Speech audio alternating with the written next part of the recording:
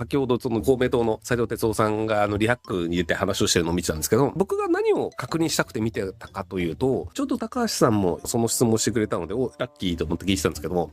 もともと自民党と公明党が連立を解消する理由というのが、裏金問題に対してちゃんとした対応をしていないよねと。で、それがもともとその石破さんが総裁を辞めるって言い出した時に、自民党側に公明党からそれを言っていて、総裁決まりましたって言って、高市さんが挨拶に来た時もその話をしていて、なので公明党的には1ヶ月前ぐらいに石破さんに言いましたと。先週高市さんにも裏金問題が解決してなかったら、これは一緒にやれませんよっていう話をしましたと。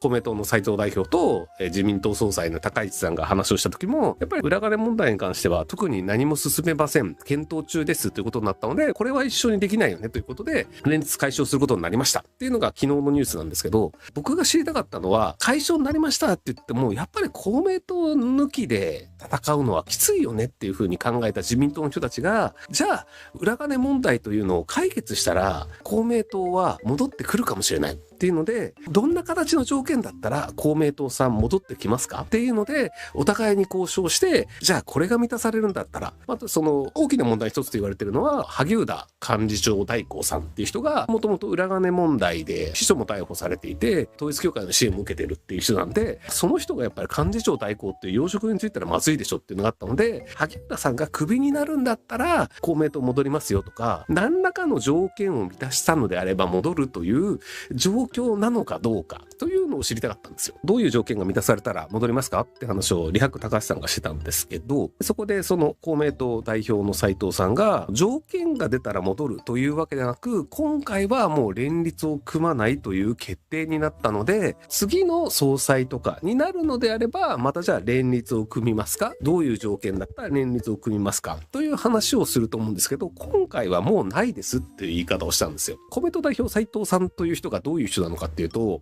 国政政党の党首ではあるのですが、公明党の方針を決める権限がある人ではありません。公明党という政党は創価学会が作っている政党なので、創価学会の偉い人が方針を決めて、その方針通り動くスタッフが公明党の政治家と公明党の党首斉藤さんなんですよね。なので、どういう条件を満たしたら戻るという関係ではないよねというのが、もう創価学会内で多分固まっちゃったんだと思うんですよね。そこが原田会長が決めたのか、別のその創価学会の偉い人が決めたのか分かんないですけど、っていうことなので、公明党としてはもう自民党と組むことはありませんと。一般的には野党になったので、じゃあもう連立を組むことがないので、主犯指名の時に主犯指名っていう総理大臣誰にしますかっていうのを衆議院と参議院で名前を書いて出すんですけど、でその時に公明党としては無効票白紙で出すのか、もしくは代表の斉藤哲夫で出すっていうのが一般的なルールになりますよっていう表現したので、自民党の方で何らかしらの条件を変えるとか、国土交通省だけじゃなくてここの大臣のポストも上げますよとかっていうので話せるような状況ではないというのが確定したので、そういう意味でいくと自民党と公明党の決裂が確定したというのが情報としてはそういうことねっていうのが手に入ったので、僕は良かったなと思ってるっていうところですね。衆議院の過半数というのが233票で、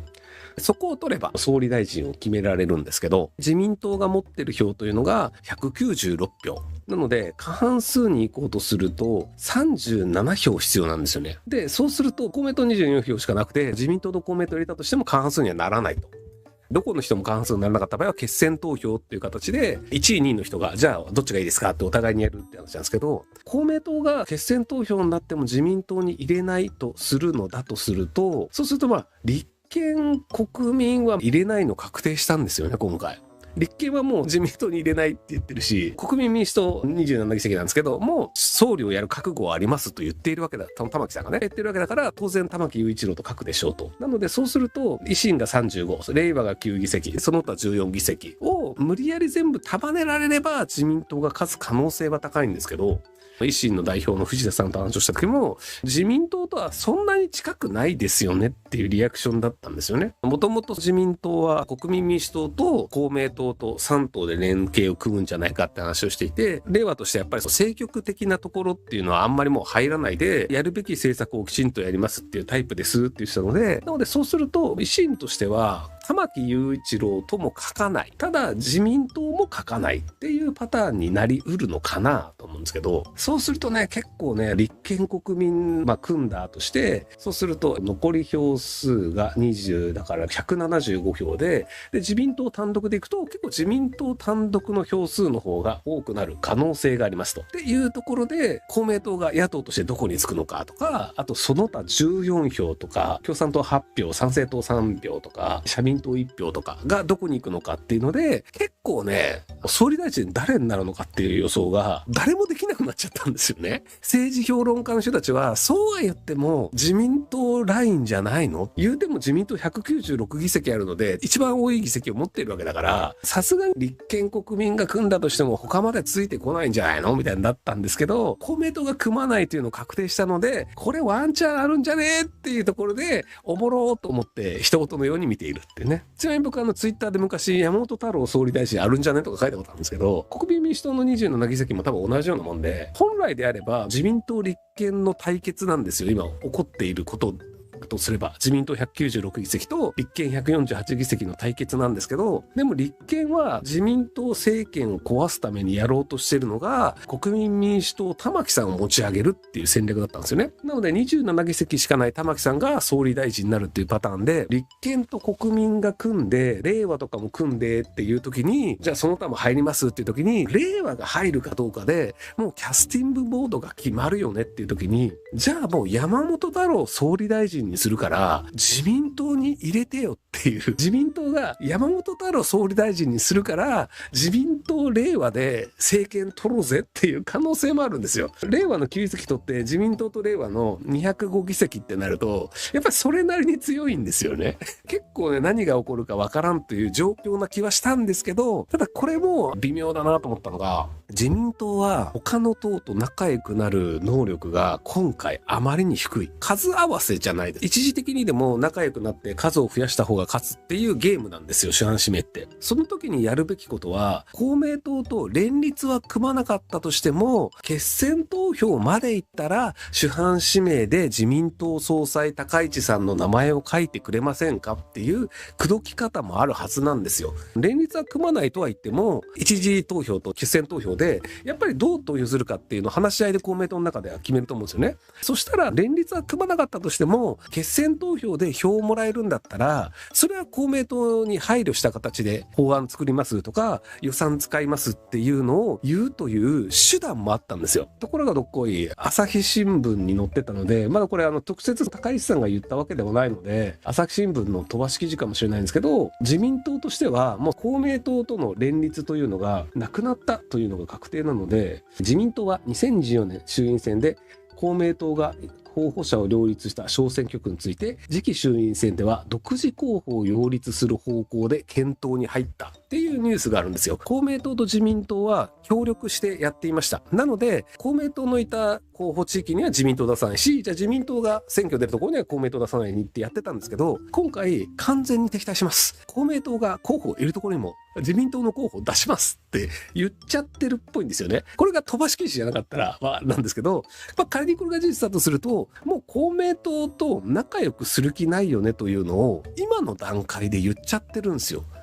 これ言わなくてよくねって僕は思うんですよ。別に選挙が始まった時にもう公明党は連立しないんだから候補出してぶっ潰そうぜっていうのは僕全然ありだと思うんですよ。それは方法論の問題なので。ただ主犯指名 まだ終わってないのになんでそんなこと言っちゃうのっていうところが、自民党の仲良くなる能力が低いというか、多分連立組むと思って組まなかったからふざけんなっていう怒りはあるとは思うんですよ。でも怒ってもさ、それ出しちゃダメじゃないっていう飛ばし記事の可能性ありますけどね。っていう意味でいくと、だからやっぱちょっとね、仲良くなる能力とかって足りてないと思うんですよね。これが飛ばしじゃない部分でいくと、連立解消することになりました。公明党と自民党の連立解消になることになりましたって言った時に、なぜか小泉進次郎さんの評価があったんですけど、解消になるともあれ、26年間自民党公明党一緒にやってきたので、まずは感謝の言葉をっていう感じで26年間ありがとうございましたっていうのを書いてるんですよ、小泉進次郎さんは。ところが高市さんが解消になった時にメディアに言ったのが、一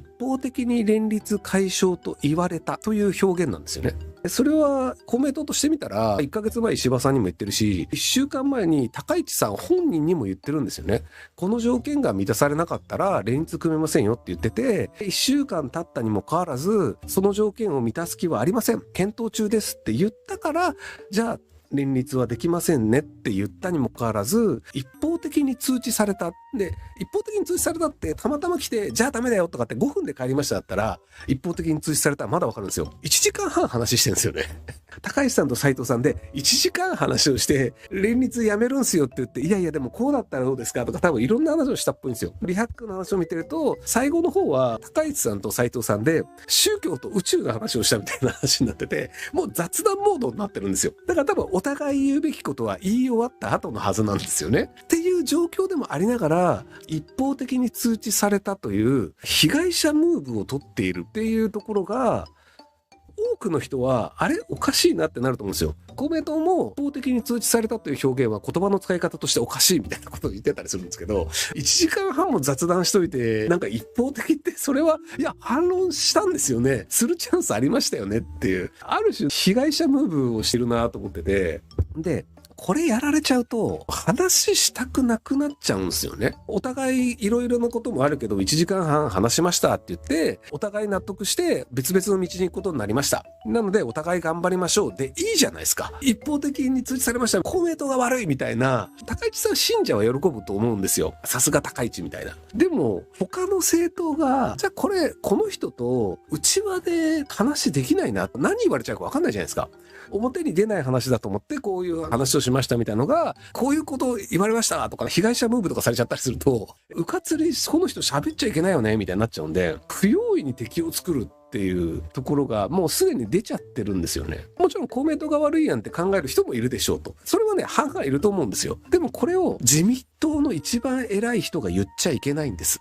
自民党としては今までありがとうございました。一緒にしたかったです。また機会があったらよろしくお願いしますなんですよ。これ民間で会社やってる人だったらみんなそう。取引先と契約条件とか値段が折り合いがつかなくなりました。なので今回ちょっと一緒にできないよねってなったとして、一方的に契約切られたからみたいなのって表で絶対言わないんですよ。内側では言ってますよ。でもやっぱ外向きにはちゃんとその26年間一緒に仕事してる会社だよ。したら長い間本当にお世話になりました。うちとしては足らぬところもあったと思いますけども、一生懸命こちらとしても頑張りますので、また機会がありましたら今後ともよろしくお願いいたしますって言って頭下げて別れるというのが社会人の普通の仕事の仕方なんですよ。だからこれ別に相手が悪くても日本人これやるんですよ。どう考えてもそんな高い契約の条件出して相手の会社なんか悪いだろうと思ってても、それを口に出すことのメリットがないよねということ自体は多少社会やってたらわかるはずなんですけどね。そうだからね、やっぱね、感情は置いといてっていうムーブができるかどうかっていうのはやっぱ社会人としては大事だと思うんですよね。っていう意味でいくと、残念ながら高市さんチームというのは味方を作る能力は低く敵を作る能力が高いというのが今のところ客観的事実として出てきたなっていうふうに思ってます。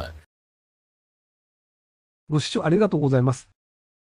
今回の動画はこちらからの切り抜きになります。ひろゆき LINE スタンプ好評発売中です。概要欄に購入リンクがあるので、そちらから購入できます。よろしくお願いします。